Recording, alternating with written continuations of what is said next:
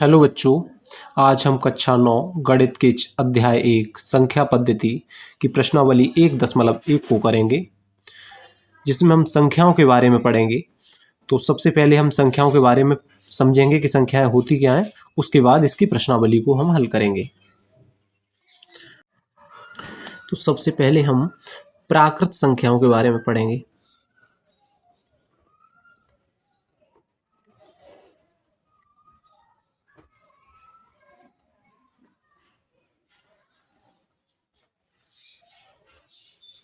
प्राकृत संख्याएं, इन्हें एन से डिनोट करते हैं, नेचुरल नंबर। ठीक है, प्राकृत संख्याएं क्या होती हैं? तो बच्चों, जब हम छोटे थे तो सबसे पहले हमने एक को पढ़ा था, 1। ठीक है, 1, 2, 3, 4, 5, 6, ऐसे हम गिनते जाते थे 100 तक।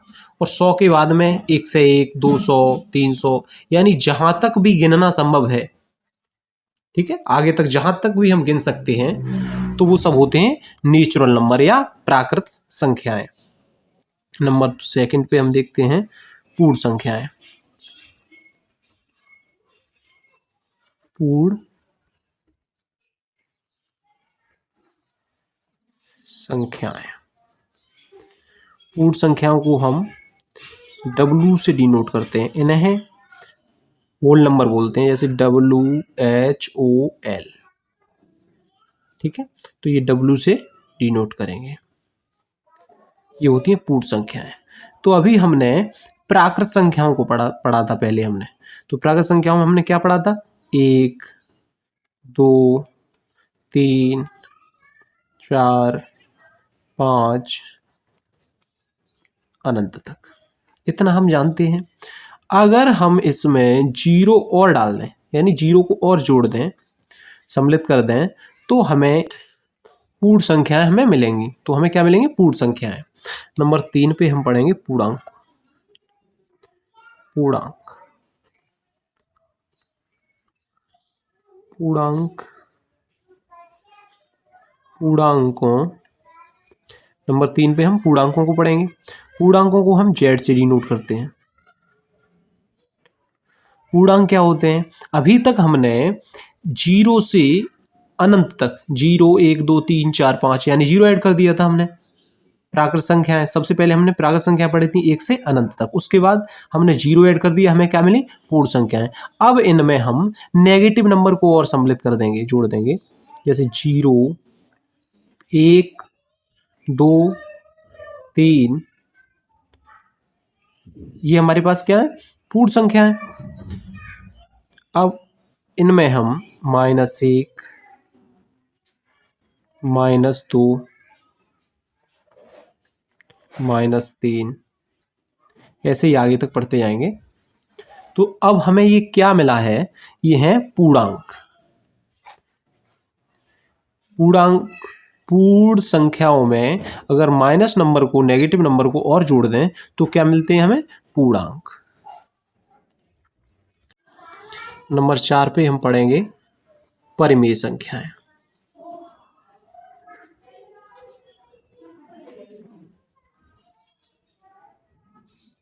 संख्याएं, इन्हें हम की से डिनोट करते हैं। ठीक है, परिमेय संख्याएं क्या होती हैं?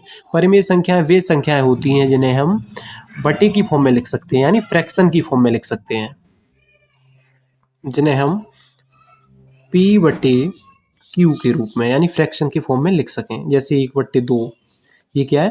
परिमेय संख्या है। तो जो ऊपर वाला भाग होता है, इसको हम अंश बोलते हैं, अंश, और इसे है हर बोलते हैं। ठीक है, लेकिन इसमें कुछ कंडीशन होती हैं। जो फ्रैक्शन की फॉर्म में होती हैं वो सभी परिमेय संख्या तो होंगी नहीं। तो जैसे Q नॉट इक्वल 0, Q 0 के बराबर नहीं होगा। ठीक है, और P और Q यानी 1/2, यानी ये परिमेय संख्या है, तो इसमें एक के अतिरिक्त कोई अन्य उभयनिष्ठ ना हो। जैसे 2/4 है। ठीक है, 2/4 को हम 2 गुणा 1 लिख सकते हैं, और 4 को हम 2 गुणा 2 लिख सकते हैं। इसमें उभयनिष्ठ देखेंगे तो 2 है। ठीक है, तो ये परिमेय संख्या नहीं है। अब 2 को 2 से अगर काट देंगे तो क्या मिलेगा हमें, 1/2। ये परिमेय संख्या है। क्यों कि इसमें एक के अतिरिक्त कोई अन्य उभयनिष्ठ नहीं है, या कह लीजिए HCF यानी मासा नहीं है, जिसका मासा एक के अतिरिक्त न हो। और जब हम इनमें भाग करें, ठीक है, 2 से 1 में भाग करें, तो इसका दशमलव प्रसार शांत हो या फिर रिपीट हो। जैसे 1/3, 3 से 1 में भाग करेंगे तो देखो क्या होगा, 3 का 1 में भाग नहीं जाएगा, यहाँ दशमलव लगाएंगे, यहाँ 10 हो जाएगा, 3 तिया 9, 3 तिया 9, ऐसे चलता रहेगा। ये क्या रिपीट हो रहा है, 3 3 3 3। तो हम इसे ऐसे भी लिख देते हैं 0.3 पर बार, ठीक है। तो ये क्या है, एक परिमेय संख्या है। इसे हम P/Q के रूप में लिख देते हैं, ठीक है। और जैसे 1/2 परिमेय संख्या है, इसको हम लिखेंगे तो इसमें भाग करेंगे तो यहाँ 10 हो जाएगा, 2 पंजे 10। इसका दशमलव प्रसार रिपीट नहीं हो रहा है, यानी शांत है इसका। तो परिमेय संख्या का दशमलव प्रसार या तो रिपीट हो रहा होगा या फिर शांत, यानी कुछ स्टेप के बाद खत्म हो जाएगा। आगे हम पढ़ेंगे अपरिमेय संख्याओं को।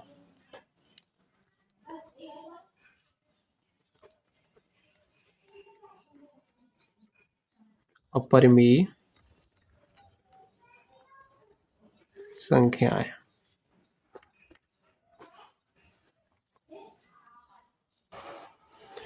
अपरिमेय संख्याएं। अपरिमेय संख्याएं क्या होती हैं? अपरिमेय संख्याएं वे संख्याएं जिन्हें हम P/Q के रूप में नहीं लिख सकते, जैसे पाई, √2, √3, √5, ठीक है। मैंने यहाँ √4 को क्यों नहीं लिखा, क्योंकि देखो √4 को अगर हम इनमें सम्मिलित करें तो ये रूट से बाहर करेंगे तो 2 आ जाएगा, और इसे हम P/Q के रूप में लिख देंगे। इसलिए यह एक परिमेय संख्या नहीं, अपरिमेय संख्या नहीं है, ये परिमेय संख्या है। तो ये क्या है, अपरिमेय संख्याएं। अपरिमेय संख्याएं वे संख्याएं होती हैं जिन्हें हम P/Q के रूप में नहीं लिख सकते। इनका दशमलव प्रसार शांत नहीं होगा और रिपीट भी नहीं होगा।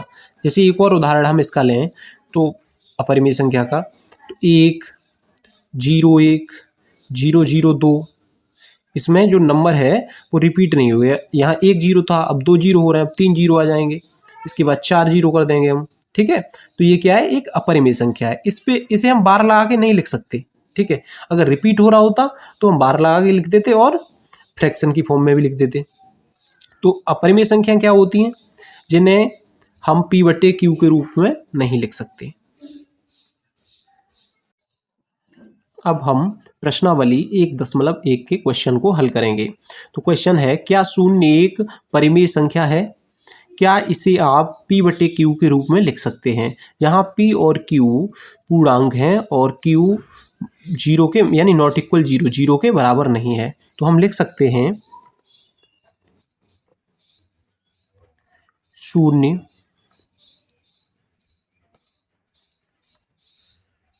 0 एक परिमेय संख्या है। अतः इसे हम P/Q के रूप में लिख सकते हैं।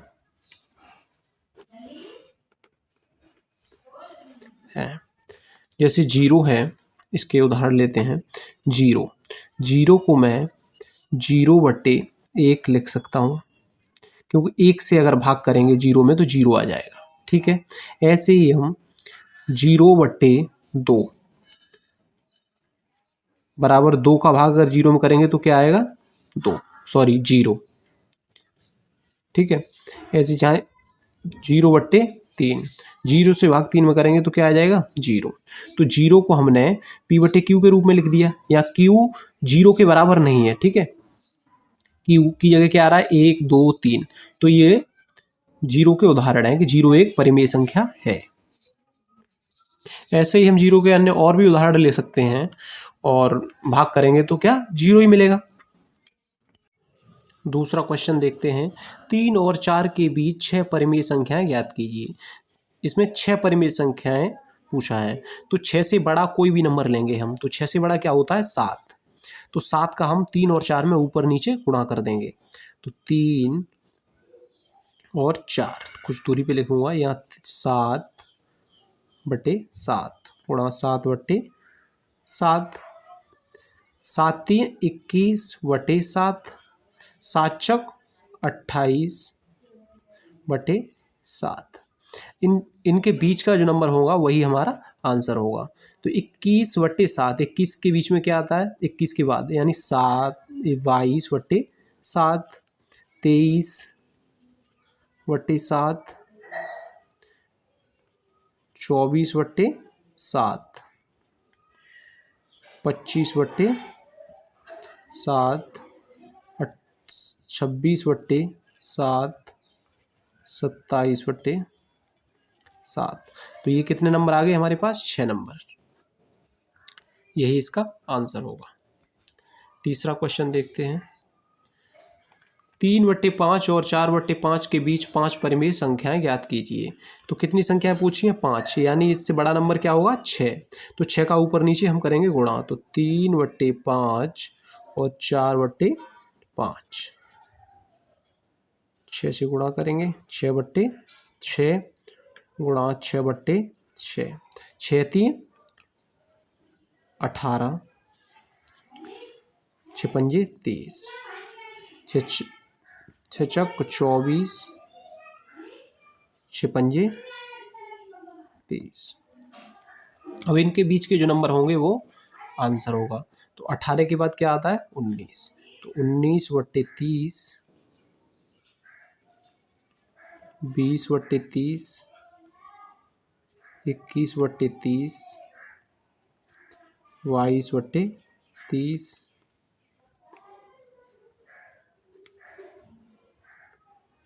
ये हमारे 5 परिमेय संख्याएं हैं। यही हमारा आंसर हो जाएगा। इस प्रश्नावली का चौथा क्वेश्चन है, नीचे दिए गए कथन सत्य हैं या असत्य, कारण के साथ अपने उत्तर दीजिए। प्रत्येक प्राकृत संख्या एक पूर्ण संख्या होती है, सत्य और असत्य बताने हैं। तो कहा गया है प्रत्येक प्राकृत संख्या पूर्ण संख्या होती है, तो प्रत्येक प्राकृत संख्या पूर्ण संख्या होती है। तो प्राकृत संख्या क्या है, 1 2 3 4 5, मतलब अनंत तक। पूर्ण संख्या होती हैं 0 से 0 और ऐड हो जाता है इनमें प्राकृत संख्या में, यानी प्राकृत संख्याएं तो होती हैं 0 और एक्स्ट्रा होता है। ठीक है, तो कहा गया प्रत्येक प्राकृत संख्या पूर्ण संख्या होती है, तो बिल्कुल सही है। ठीक है, नेक्स्ट है, प्रत्येक पूर्णांक एक पूर्ण संख्या होती है।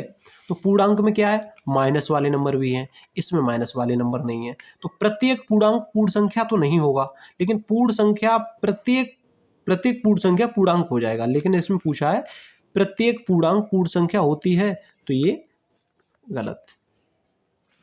तीसरा है, प्रत्येक परिमेय संख्या एक पूर्ण संख्या होती है।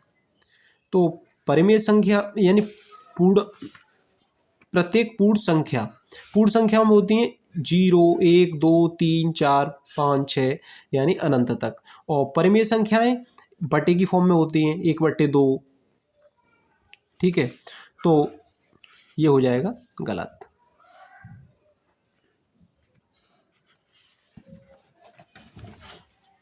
तो इस प्रश्नावली के हमने सभी क्वेश्चन को हल किया था। नेक्स्ट वीडियो में हम प्रश्नावली 1.2 को हल करेंगे।